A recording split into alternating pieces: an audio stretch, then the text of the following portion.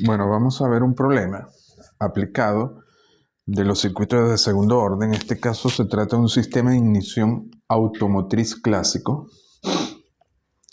Los sistemas antiguos de ignición que proveen la chispa a cada uno de los cilindros del motor para el encendido.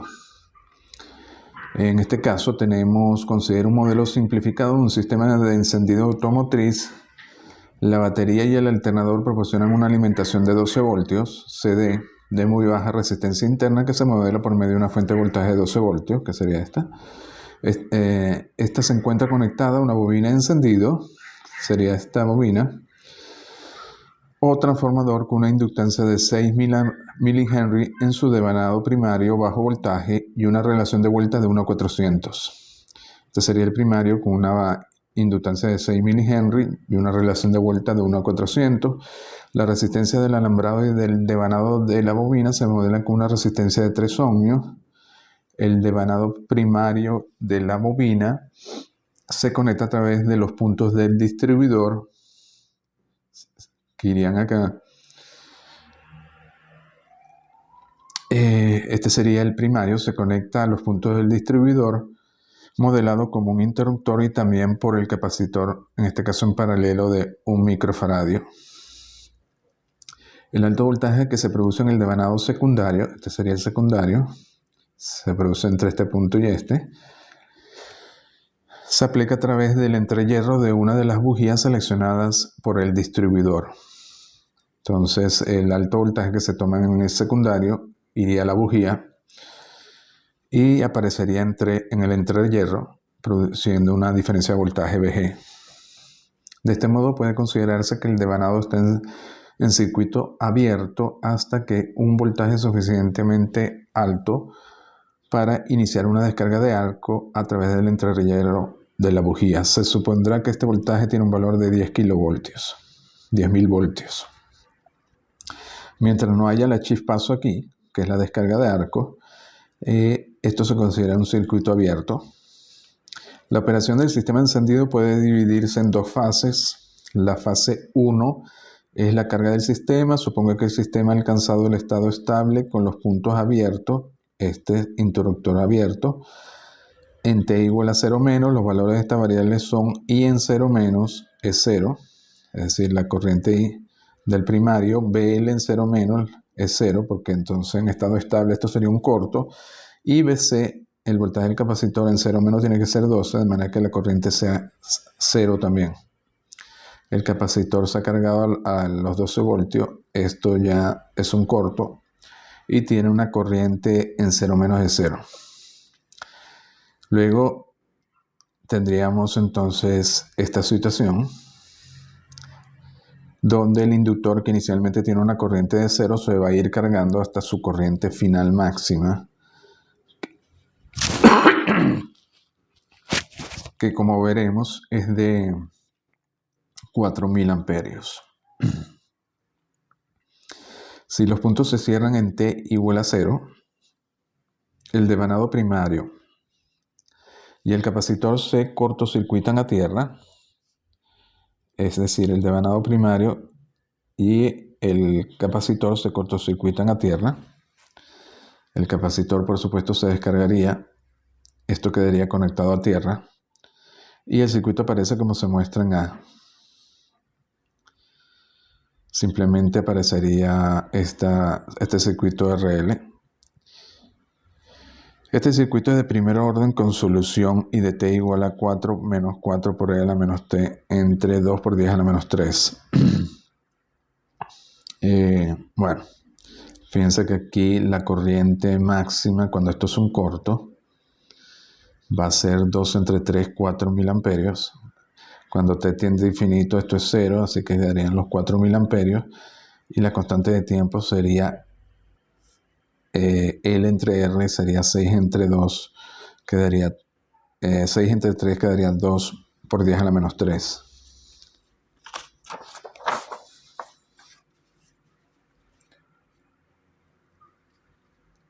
Luego la constante de tiempo es de 2 milisegundos con la corriente de infinito de 4 milisegundos. Es decir, después de 10 milisegundos 5 constantes de tiempo, la bobina está completamente cargada porque recuerda que cuando alcanza la corriente máxima la bobina se considera completamente cargada con una energía almacenada de energía de la inductancia de un medio L I cuadrado. L es la del primario 6 por 10 a la menos 3, R es, y la corriente máxima es 4 al cuadrado, da 48 millijoules. La fase 2, generación de alto voltaje. Una vez en estado estable con los puntos cerrados y que esto ha ocurrido en un nuevo tiempo t igual a 0, los valores de las variables son, una vez que está cargado el inductor, sería I en 0 menos 4 miliamperes, perdón, 4 amperios. El voltaje en la resistencia sería entonces 4 por 3 sería 12, la caída de voltaje en la resistencia. Esta resistencia que se modela aquí es la resistencia de todo el sistema, ¿no? De todo el primario, de los cables, de la inductancia, el devanado del primario y la resistencia interna de la batería. Entonces, IBL en 0 menos sería 0 en estado estable porque sería un corto. Entonces, bueno, aquí comenzamos a hacer los cálculos. Luego, si el punto se abre en t igual a 0, el circuito primario se muestra en B y resolvemos para BL de t con I en 0 más, I en 0 menos igual a 4, porque continuidad de la corriente de la inductancia, y BC en 0 más igual a BC en 0 menos igual a 0. Entonces tendríamos este modelo, simplemente tendríamos un circuito serie RCL, donde esto comienza con una corriente máxima de 4 amperios. Bueno, aplicamos la ley de voltaje de Kirchhoff, nos da entonces 12 VR más L de I de T más BC, esta es la caída en la bobina. El secundario está abierto y por tanto no carga el primario, no tiene efecto sobre el primario. Luego evaluamos en T igual a 0 más. Es decir, ¿qué sucede cuando se cierra el circuito? Tendríamos en ese caso que 12 voltios sería la BR más BL más BC. BC queda en corto, así que esto es 0. La caída aquí, la corriente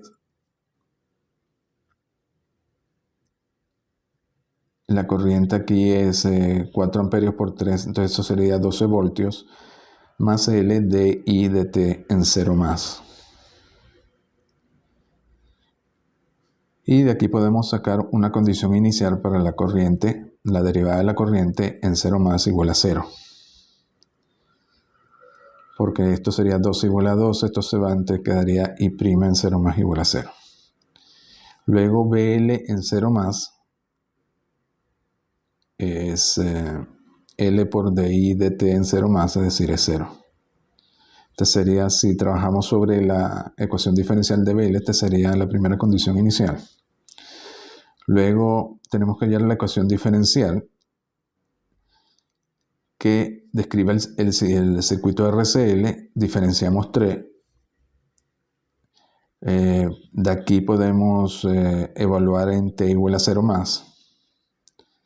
Nos quedaría BR' en 0 más L y segunda más BC' igual a 0. Sabemos que I' en 0 más es 0. Y obtenemos esto de aquí, ¿no? Pero luego tenemos la corriente, es la corriente del capacitor, porque está en serie, así que también es C de BC de T, así que podemos sacar BC' en 0 más. Si hacemos eso, BC' en 0 más sería igual a I en 0 más entre C, despejando de aquí, es decir, pero I en 0 más es 4 entre C, nos quedaría 4 entre C. Y de aquí de 9, entonces nos quedaría una condición inicial.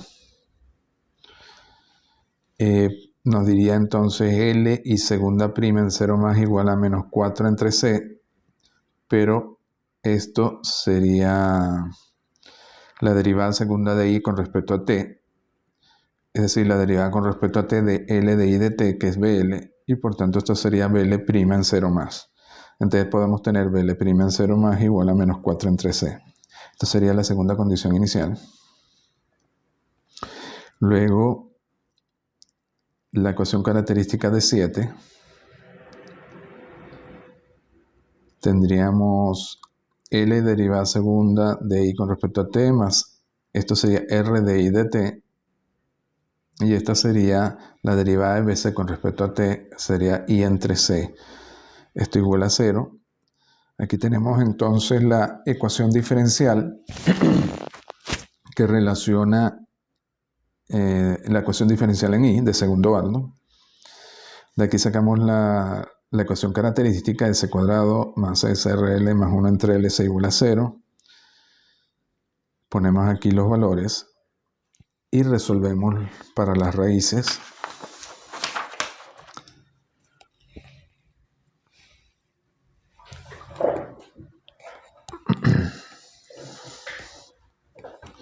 Aquí resolvemos las raíces y nos dan efectivamente complejas, por lo tanto el sistema es oscilatorio.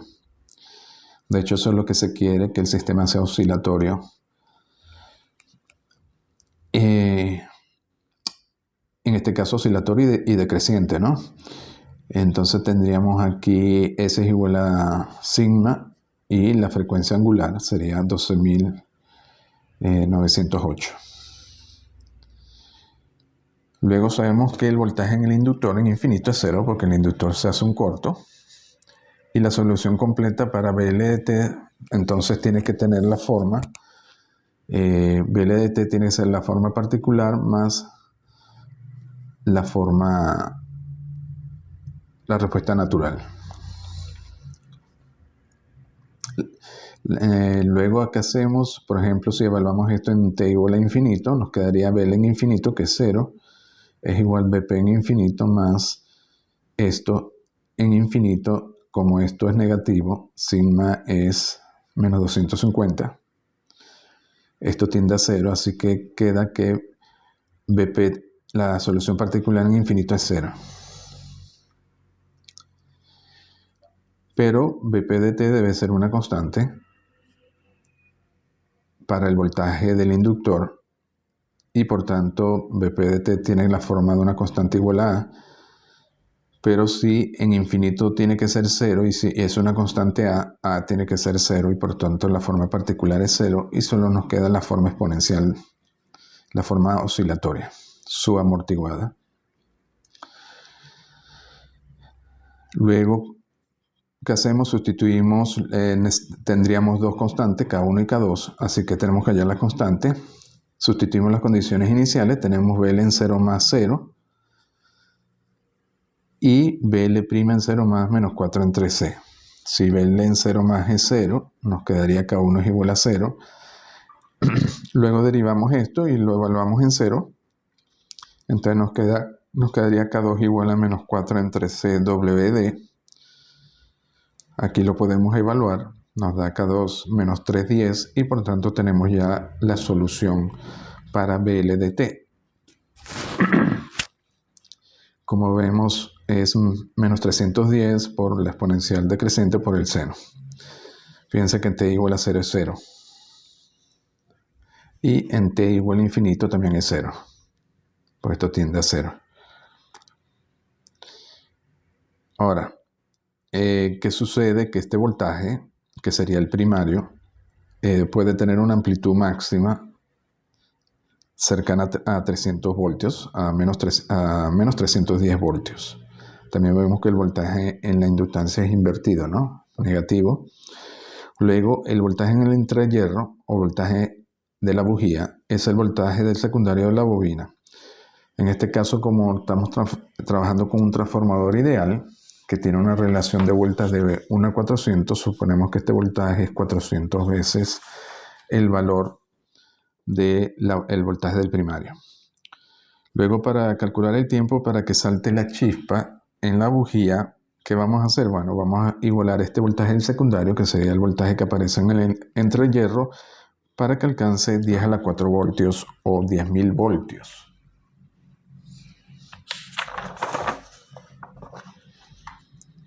Bueno, entonces aquí queremos que el voltaje sea igual a 10.000 voltios, es decir, 400 por el módulo de BL en un tiempo final. Entonces nos quedaría 400 por 310 por esto. Bueno, aquí nos quedaría, despejamos esto, nos queda seno por real a esto igual a esto. Ahora para un tiempo pequeño, el tiempo, como esta constante de tiempo, este factor es grande, si TF es pequeño, E a la menos esto lo podemos aproximar por 1. Y lo cual nos daría que el seno tiene que ser igual a esto y despejamos entonces el tiempo final que nos da alrededor de 6,26 microfaradios. Efectivamente es pequeño. Si multiplican 6,26 microfaradios por esto le va a dar aproximadamente 1. Bueno, aquí ya hicimos una parte, ahora vamos a ver qué otra información podemos sacar. Para el sistema de encendido automotriz anterior, encuentra el valor de la corriente que se alcanza en la fase 1 si la máquina opera a 5.000 revoluciones por minuto y los puntos tienen un ángulo de dilatación. Cuando los puntos se cierran de 30 grados, suponga que las condiciones iniciales son 0.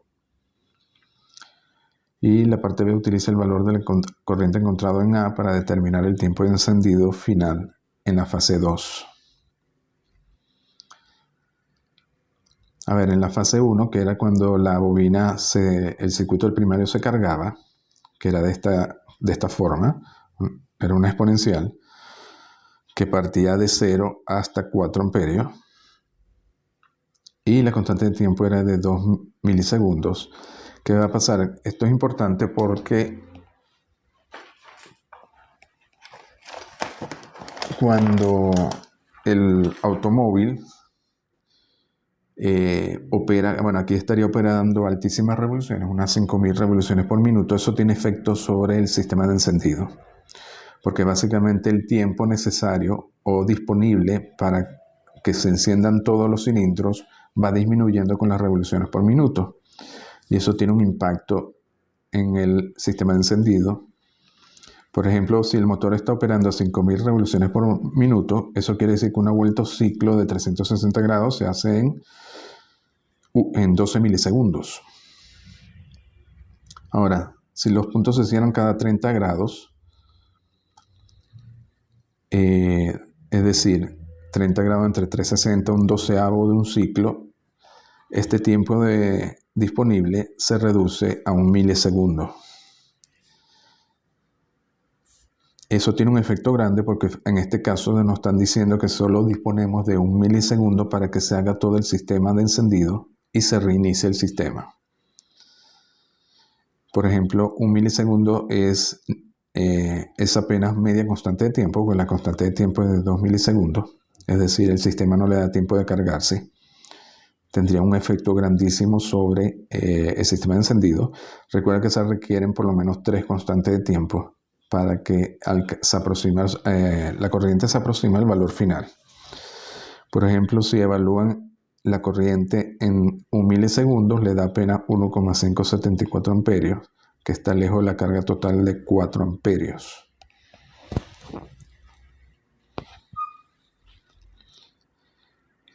Luego podemos volver a calcular TF. Bueno, aquí habría que recalcular K2. Ahora nos da menos 122. Habría que recalcular luego TF y el tiempo necesario para que alcance los 10.000 voltios. Ahora se dispara a 16 microsegundos. Casi 3 veces esto.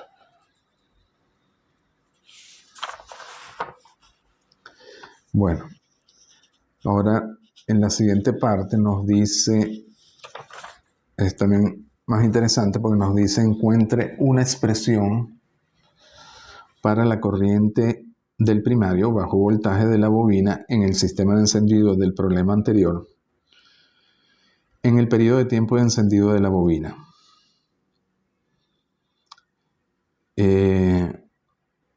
Luego suponga que la resistencia del devanado secundario alto voltaje y del entrehierro puede aproximarse por un resistor de 160 kilo-ohmios. Las condiciones iniciales pueden tomarse en el análisis de la fase 2. Bueno, aquí nos dicen que cuando ocurre la descarga de Arques, se produce la chispa. En este caso es un modelo simplificado, nos dicen que modelemos el secundario, esta parte, por una resistencia de 160 kiloohmios. Luego la bobina del secundario se descarga a través del entrehierro y el devanado. Bueno, en este caso vamos a tomar el nuevo tiempo 0 en el instante en que se genere la chispa y vamos a reiniciar los cálculos.